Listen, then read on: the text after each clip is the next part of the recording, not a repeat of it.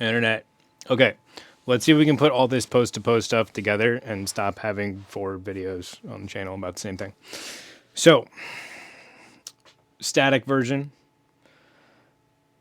you allowing yourself to collapse into your hips as much as you are able with the goal of specifically maximizing the range of motion.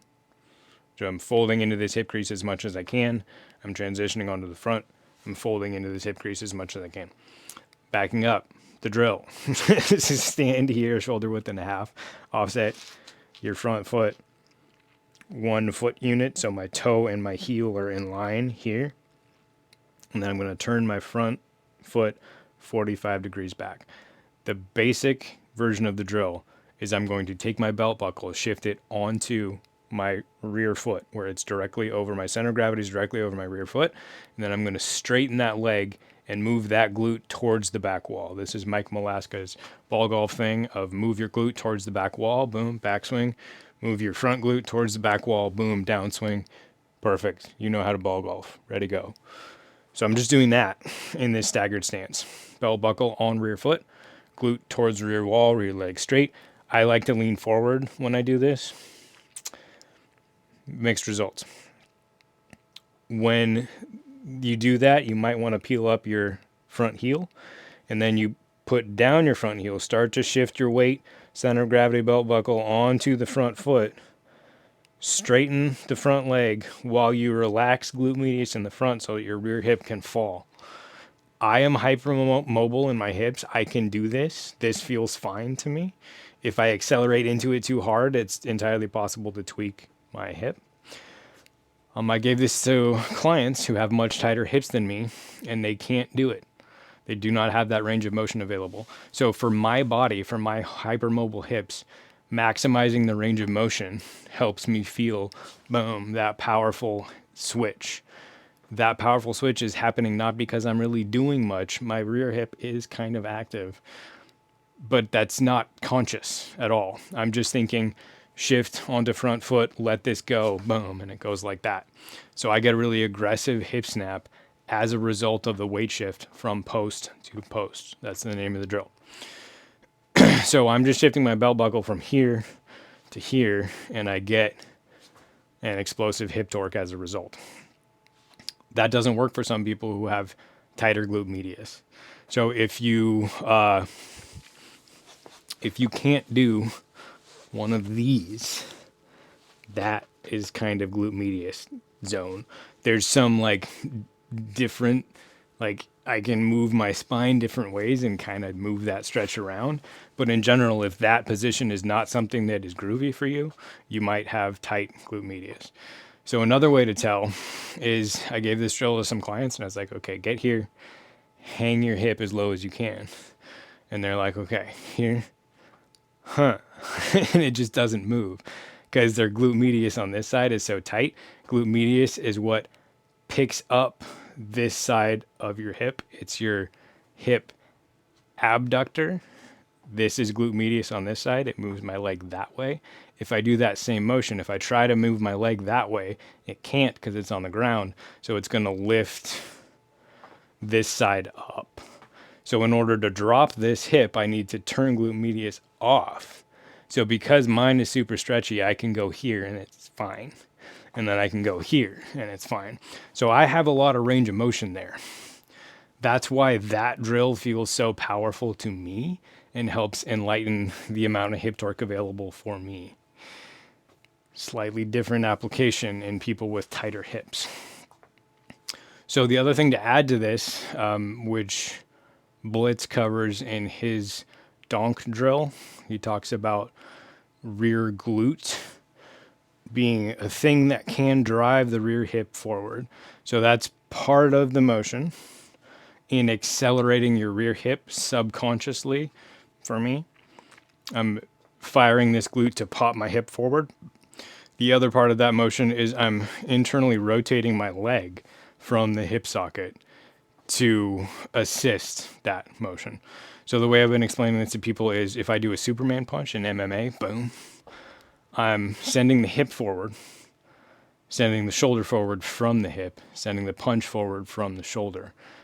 Those are all going forward. the foot is going backwards to, boom, counteract that.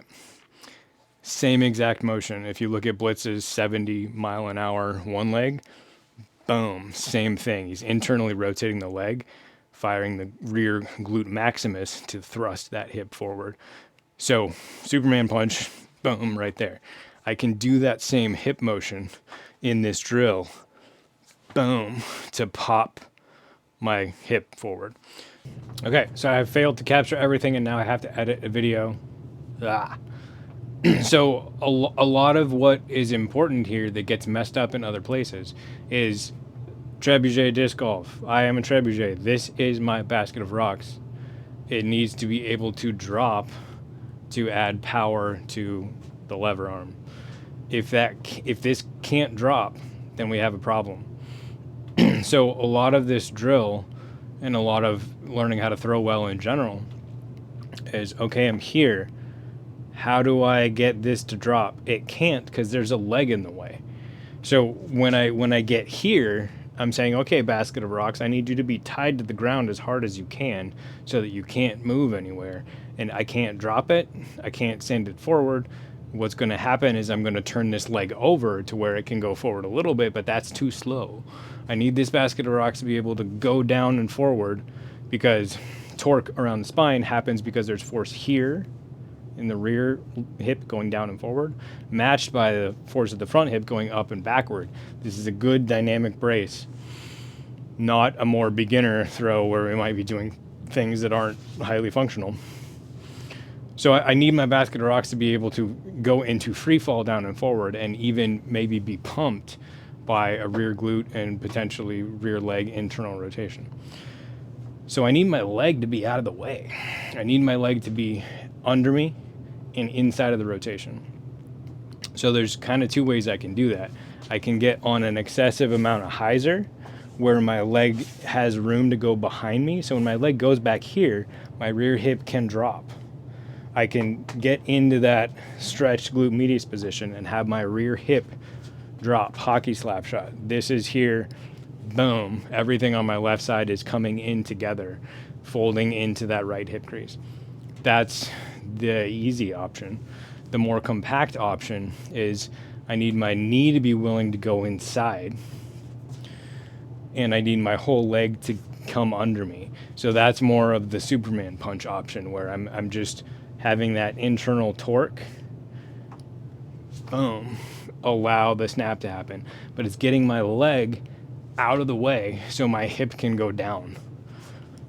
Boom. So that's it. Get the leg out of the way so your basket of rocks in your rear hip can go down and forward in free fall.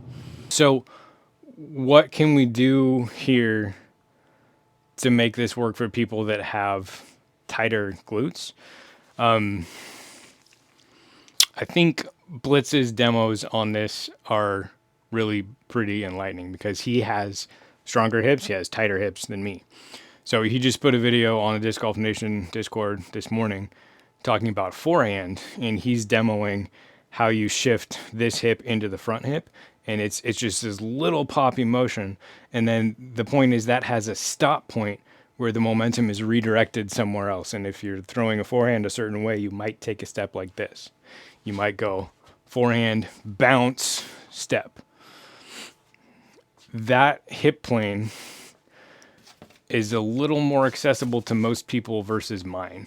So most people are going to kind of end up here on like maybe a 20-degree slant. But where I end up because of my hyper hip mobility is I end up here on like a 45-degree slant. Boom. So that's why this drill feels so enlightening to me in terms of feeling the hip torque.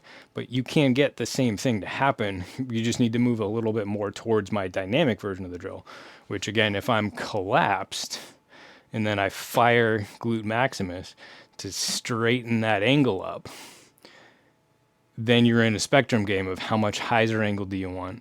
How much collapse into glute medius can you handle? So your motion is going to be more, you're going to be more upright, but the getting stability from your front hip, as Blitz suggests, is very important in his donk drill. getting this leg stable is important. Getting the glute to turn on, getting glute medius to not turn off, because you're not hanging your rear hip down from the front hip the way that makes sense to me. You're creating a post here that redirects the rear hip around the front hip. So my way is collapse, collapse, feel the torque. With less collapse and a more dynamic version, you're here feeling more stable in that hip, driving a little bit more linear into the front side, or towards the target rather. You can get the same speed of torque to happen. That's what you want to feel. It's going to be a little more active. Mine, I can be totally passive and still get a lot of torque. But when you're more dynamic with your hips have to be more active, and you might have to be more active with a little bit of linear drive too. Because again, the point of the sport is to convert linear momentum into rotational torque by using a brace. So there's a little bit more of that in play. The last piece is the fourth video I put up is post-to-post drill plus 3 rails. So that's this concept. I want this closure of the front side and the Superman punch factor of the rear side donk drill, if you're subscribed to Blitz. I want that to help make this leg reposition to the east. North, east, south, west. As I shift into my front hip, clear the front hip, internally rotate the rear knee, fire the rear glute, boom. That's all going to have the effect of moving this foot east, which is going to get me in my magical counterweight that I want, because I want my quadrants to be balanced upper left to lower right, so that my hip point is contained and happens at 10:30 instead of 12 o'clock. Okay, that's the whole thing. 11 minutes. Cool. Okay, so now I can just link to that video instead of the 3 or 4 other ones. I hope that's a little bit more clear. I hope that gives you a more well-rounded idea of the drill and not just my super collapsy hypermobile hip version of it. The more dynamic version is going to be what's accessible to a lot more people with more average hips. Okay, if you're still here, you're one of us, please go check out the Patreon. I say this all the time, but I absolutely love working with folks on there. The activity has picked up a little bit, kind of hit a critical mass of there are people there now that are willing to share their ideas and help coach other people. I love that. It's great. So get on there. Yeah. Link in the description and the first comment. See ya.